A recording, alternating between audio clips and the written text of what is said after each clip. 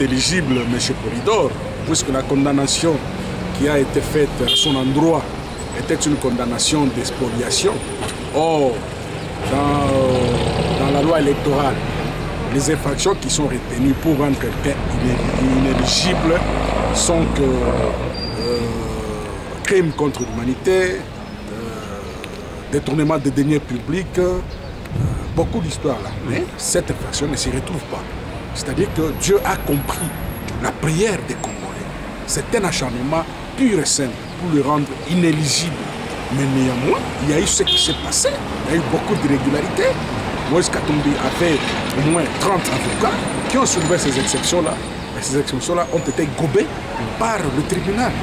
Et vous comprendrez avec moi, c'est un acharnement pur et simple, puisque l'instance qui a jugé, qui a voulu juger Moïse Katumbi n'est pas l'instance qui devait le juger. Puisque Moïse Katumbi n'est qu'un simple citoyen. Il devait être jugé au tribunal de grande instance de Lubumbashi. Le pouvoir a transféré les problèmes au niveau de la Cour suprême, faisant office de la Cour de cassation, puisqu'à ce niveau-là, il n'y a plus de recours. Une fois qu'il est condamné, on le rend inéligible. Mais Dieu a agi. Et nous estimons que, nous acceptons que Moïse Katumbi va déposer sa candidature à la présidence, puisque le dépôt de la candidature de la présidence et de la députation nationale débute le 24 juillet. Or, le procès est prévu pour le 10 octobre. Vous rendrez compte avec moi, M. Polydor. On a invité M. Daryl Lewis. Il s'est rendu même à l'ambassade de Congo aux États-Unis. On lui a refusé le visa. Est-ce que vous comprenez cela? Nous vivons dans quel pays? Nous vivons dans un pays de fous, où la justice est injustice. Et nous estimons que Moïse Katumbi va rentrer au pays et c'est lui le président le 23 décembre 2018. Deuxième question, vous avez suivi les 50 parlementaires, vous êtes quand même un acteur politique qui est au parfum de l'actualité.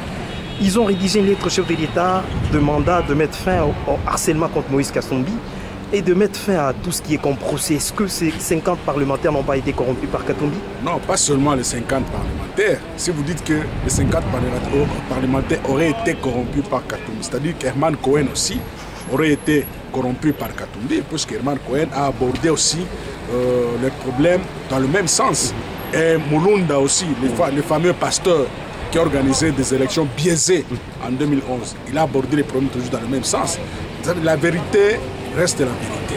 La vérité finit toujours par triompher. Même la communauté internationale s'est rendue compte que c'est un acharnement pur et simple. C'est ainsi que les sénateurs et députés, faisant partie de l'ensemble, ont rédigé cette lettre à M. Kabila, le président hors mandat, le président sortant, puisqu'il va partir. Il va s'acharner sur la personne de Moïse. Moïse va rentrer. C'est son pays, la RDC. Dernière question, vous êtes le porte-parole de l'Ensemble pour le changement, Grand Katanga. Un message, Moïse va rentrer? Moïse rentre. Soyons soudés, soyons ensemble. Moïse rentre et c'est lui le président à partir de la date du 23 décembre 2018.